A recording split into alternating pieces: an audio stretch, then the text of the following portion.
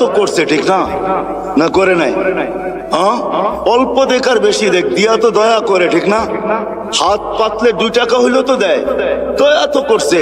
এটা বদলার দিন, বিদায় সামনে যা শোনাবো 1 টাকা যেতে দিবে না, বিদায় ডাকো আর লুকাও, তারপরে বলো এদের কানে কানে চুপে চুপে জান্নাতে চলে যাবে। হ্যাঁ, নইলে ধনীরা এদেরকে আটকায়া দিবে।